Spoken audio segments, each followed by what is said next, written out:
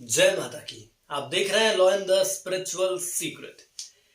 शरीर में देवता की सवारी कैसे आती है, बेहद खास विषय लेकर आज हम आपके बीच मौजूद हैं और आपको आज बताएंगे कि आखिर शरीर में देवता की सवारी, देव सवारी कैसे आती है। आह्वान करने से देवता आते हैं और लोक देवताओं की सवारी आती है, ये तय बात है। इसके साथ ही माता काली की सवारी भी आती है। देखिए, आज मैं आपको ऐसी जानकारी देने वाला हूं जिसके बाद आपको खुद लगेगा कि आखिर ऐसे लोगों पर जिन पर देव सवारी आती है उनका क्या अनुभव रहता है। ये भी आपको आज मैं बताने वाला हूं।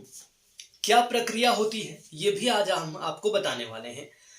देखिए, आखिर जब शरीर में देवता की सवारी आती है तो क्या अनुभव होता है और कैसे देव सवारी आती है।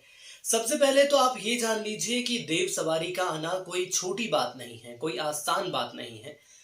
बहुत ही सूक्ष्म विश्लेषण हमने जो किया है, हमने जो देखा है, उसका अनुभव मैं आज आपको बताने वाला हूं। उस अनुभव के आधार पर मैं जानकारी आपको देने वाला हूं। देखिए, देवता जब शरीर में प्रवेश करते हैं तो क्या होता है। पहली बात तो यह है कि जब देवता शरीर में प्रवेश करते हैं तो ऐसा लगता है कि आपके शरीर के अंदर कोई परमाणु शक्ति का एहसास हो रहा है। जब भी कोई व्यक्ति, जब भी कोई शक्ति हमारे आंख कान मुंह के रास्ते प्रवेश करती है और कुछ नकारात्मक शक्तियां भी प्रवेश करती हैं। किसी भी व्यक्ति के शरीर में कोई शक्ति प्रवेश करती है तो आंख, नाक, मुंह, ये तीन ऐसे तत्व हैं जिसके माध्यम से सकारात्मक शक्तियां हमारे शरीर में प्रवेश करती हैं। जब उन शरीर का आगमन होता है हमारे शरीर में तो उस दौरान, उस पल के लिए, उस क्षण के लिए ये तीनों चीजें सुन्न हो जाती हैं। या ये मान लीजिए कि कोई शक्ति हमारे कान से प्रवेश कर रही है तो हमारा कान थोड़ी देर के लिए सुन्न हो जाएगा। आंख से कर रही है शक्ति प्रवेश तो ऐसा नहीं कि आंख बंद हो जाएगी, आंख खुली रहेगी, लेकिन आंखों में हल्का सा दर्द महसूस आपको होगा। बहुत थोड़ा सा दर्द होगा, थोड़ी देर के लिए ही दर्द होगा और और ज्यादा देर तक इसका असर भी नहीं होगा। जब भी आप देवता को बुलाते हैं तो मैं आपको बता रहा हूं कि ये कुछ खास चीजें तो आपके साथ होती हैं। देवता को बुलाते हैं, देवता आएंगे, जरूर आएंगे, बिन बुलाए सालों तक नहीं आते। लेकिन आपको ये मानना होगा कि आपको देवता को बुलाना है तो आपको उतनी पूजा अर्चना करनी होगी। नहीं बुलाएंगे तो जीवन भर देवता नहीं आएगा, भले ही आप उनकी कितनी भी पूजा अर्चना कर लें। इसलिए देवता को बुलाना पड़ता है, तब वह देवता आपकी जगह पूजा पाठ से संतुष्ट होता है और उसके बाद वो आपके शरीर में प्रवेश करता है। देवता को लगेगा कि हाँ, मैं इसके शरीर में जा सकता हूं, वो मुझे बुला रहा है, मेरा भक्त है, तभी वो आएगा। इसका सीधा सा कहने का असर यह है कि उसका सीधा असर आपके मूलाधार चक्र पर पड़ता है। जब कोई ऐसी खास शक्ति आपके शरीर में प्रवेश करती है तो उसका सीधा चक्र, मूलाधार जो चक्र है, उसका सीधा असर मूलाधार चक्र पर होगा और जब असर होगा तो चक्र प्रभावी हो जाएगा, जिसके बाद वो शक्ति आपके मस्तिष्क पर आने लगेगी। जो देवता की ऊर्जा का इतना वेग तेज होता है कि आपको मस्तिष्क पर महसूस होने लगेगा। न सिर्फ मस्तिष्क, यदि आप पूरे शरीर की बात करें तो आपको उस चीज को लगने लगेगा कि हाँ, कोई शक्ति मेरे अंदर आ गई है। उसे संभालना बेहद मुश्किल हो जाता है। आपने देखा होगा कि आमतौर पर जब किसी भक्त के शरीर में कोई सवारी आती है तो वो कैसे झूमने लगता है।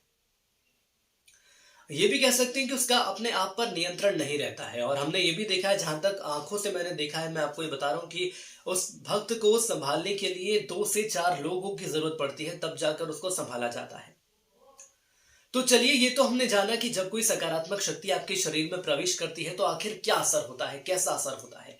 आंख, नाक, कान और मुंह, ये 4 ऐसी चीजें हैं जिससे आपके शरीर में प्रवेश करेगी सकारात्मक शक्ति, और नकारात्मक शक्ति भी आपके मल द्वार से प्रवेश करती है। परिणाम देखने को क्या मिलते हैं, आखिर इंसान एकदम से कैसे बदल जाता है, एकदम से आखिर ऐसा होता क्या है कि इंसान पूरी तरह से बदल जाता है। अब जानते हैं कि शरीर में शक्ति आने के बाद आखिर क्या होता है, क्यों वो इंसान अपने काबू में नहीं रहता है, क्यों वो शक्ति इतनी वेग होती है, इतनी तेज होती है कि आपका अपने आप पर काबू नहीं रहता। मानकर चलिए कि उस इंसान को ऐसा लगता है कि परमाणु बम का उसके शरीर में प्रवेश हो गया है, जिसके बाद उसके खून की गति तेज हो जाती है, जो ब्लड प्रेशर रहता है वो तेज हो जाता है, उसको तीव्र गर्मी का एहसास होने लगता है, उसको लगता है कि मेरे शरीर में मान लीजिए कि ज्वालामुखी फट गया है। कई बार आपने देखा भी होगा कि जब किसी भगत के शरीर में देव आते हैं, सवारी आती है, तो वो कमीज या अपने कपड़े उतारने लगता है। वो इसलिए क्योंकि उसको इतनी गर्मी होती है।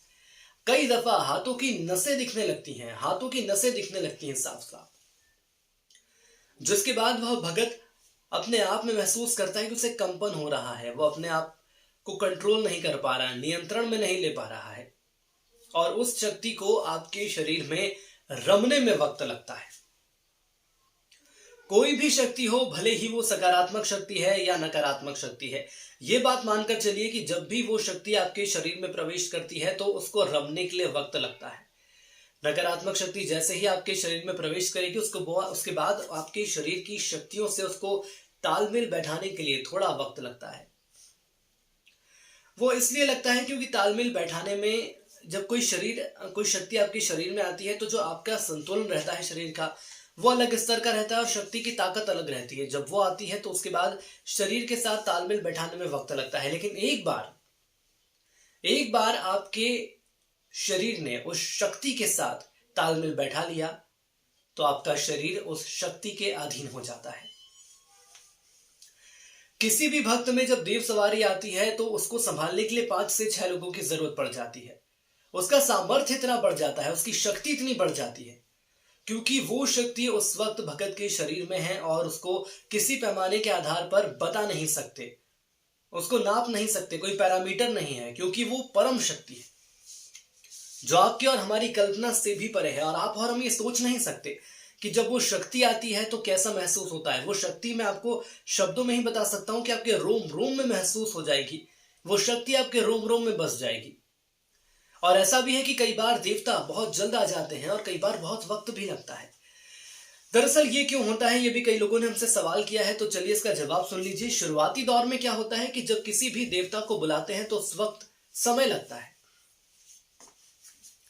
लेकिन जैसे जैसे वो देवता आने लगते हैं उसके बाद भगत के द्वारा देवता को बुलाया जाता है तो देवता जल्दी आ जाता है, ज्यादा वक्त नहीं लगता। लेकिन क्या कभी आपने सोचा है कि आखिर देवता को बुलाया जाता है और देवता आ जाते हैं, इसके पीछे आखिर कारण क्या है? देखिए, कई लोग ये जानना चाहते हैं कि आखिर ऐसे कैसे देवता को बुलाया जा सकता है। तो इसके पीछे एक बहुत बड़ा कारण है और वो ये है, गुरु के द्वारा देवता से वचन लिया जाता है।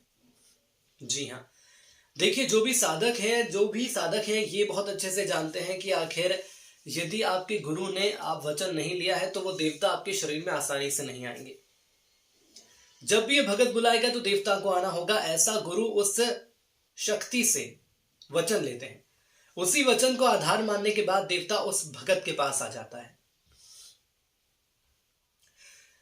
चूंकि वचन लिया गया है तो देवता को आना होगा और उस भगत के बताए कार्य को करना होगा। ये मानकर चलिए कि अगर भगत सही रास्ते पर चल रहा है तो बहुत अच्छी बात है कि वो देवता हमेशा उससे खुश रहेगा, वो शक्ति उससे खुश रहेगी, वो शक्ति हमेशा उसके पास आएगी। लेकिन यदि वो शक्ति गलत रास्ते पर, वो देव भक्त गलत रास्ते पर चल रहा है तो शक्ति उसको बताएगी कि तुम गलत रास्ते पर चल रहे हो, तुम अपना रास्ता सही करो। लेकिन गलत रास्ते पर चल रहे हो तो वो शक्ति फिर आपसे धीरे धीरे कटने लगेगी, वो शक्ति आपसे दूर हो जाएगी। या ये मानकर चलिए कि वो आएगी तो शक्ति जरूर, लेकिन वो मौन हो जाएगी। शक्ति ज्यादा बताएगी नहीं आपको कि सही आपको क्या है, गलत आपका क्या है, करना क्या है। इसलिए यहां पर ये ध्यान देने वाली बात है कि जो भी शक्ति आपके शरीर में आती है हमेशा सकारात्मक रूप से आप आगे बढ़ते चले जाएं।